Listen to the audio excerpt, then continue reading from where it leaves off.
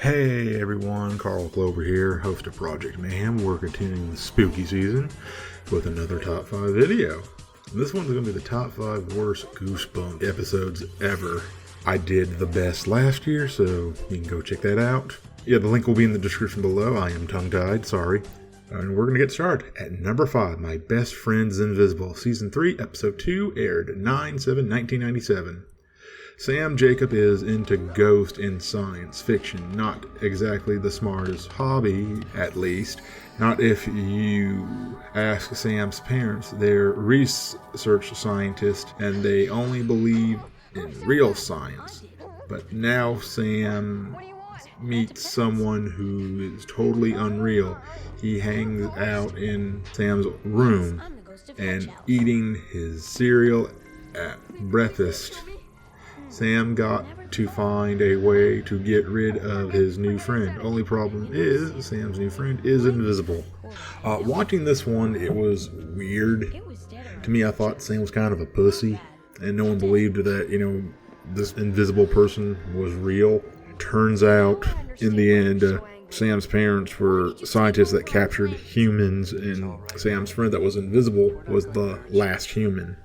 And so the only way to keep him safe, he made himself invisible. Because it was weird because they had Sam and his parents had eyes in the back of their head, like very bad CGI. And yeah, I don't know what to tell you.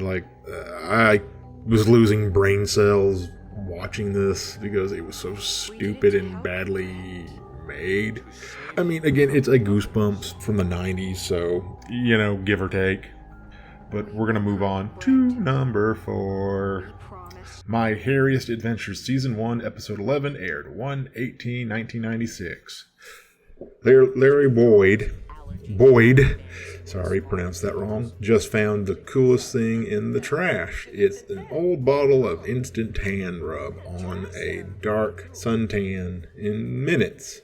That's what the label says. So Larry and his friends do, but nothing much happens until Larry knows the dark, spiky hair growing on his hands and face. Really gross hair that keeps growing in after he shaves it off.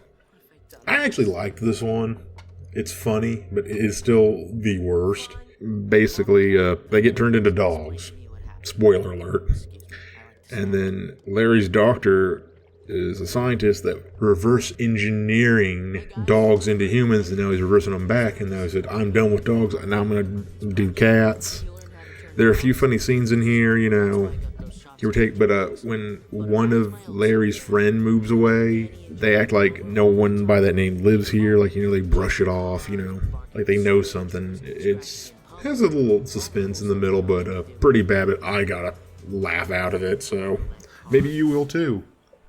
Alright, number 3, Calling All Creeps, Season 2, Episode 19, aired 2/14/1997. That was on Valentine's Day. When Ricky gets kicked off the paper, he decides to play a prank on the editor. He sticks a message in the paper. If you're a real creep, call Trisha after midnight. But Ricky's message gets messed up, and now he's getting strange calls from kids who say they are creeps. I think when I watch this one, I think of the Body Snatchers movie. I think that's what it's called, but basically, the creeps are basically lizard people, and they're saying, if you're our leader, put these seeds into food, and everyone will become one of us, we all come creeps. And then I guess they put it in the cookies, and the new girl that he made friends with said, no, this isn't right. And Ricky says if you can't beat him, join him. So he becomes, I guess, at the end, leader of the creeps. It was dopey, cliche. Few ha-has there, but, not really a great episode. I don't know if the book from R.L. Stine's better than the show. Like I said, all these Goosebumps books are filmed in a part of Canada back in the 90s. So these are Canadian actors, so give them a break, I guess. But with all that, we have to get on with number 2. Teacher's Pet, Season 3, Episode 22, aired 5/15/1988. Becca and Benji were on a class field trip with, their class. However, when they got on the trail, Becca realizes she lost her locket that her grandmother gave her. Becca and Benji went back to find it. Becca did, but then it moved by itself soon. She soon realized that really didn't. A bunny moved it. However, when she picked up the bunny, she found it had a snake face.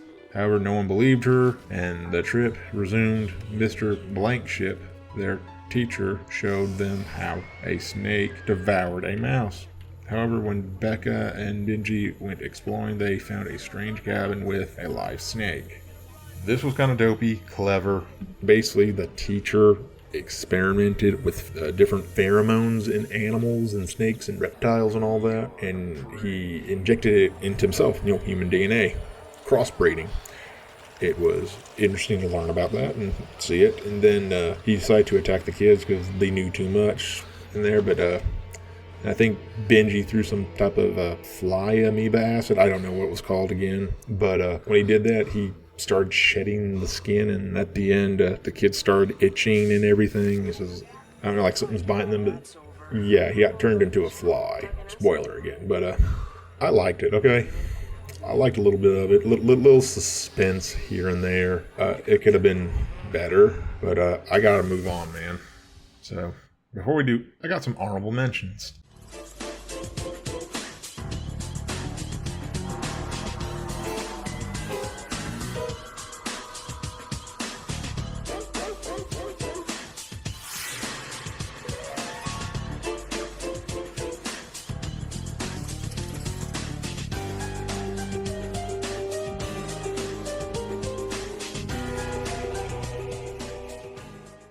Alright, at number 1, The Bride of the Living Dummy. Season 3, Episode 16, aired 2/13/1988.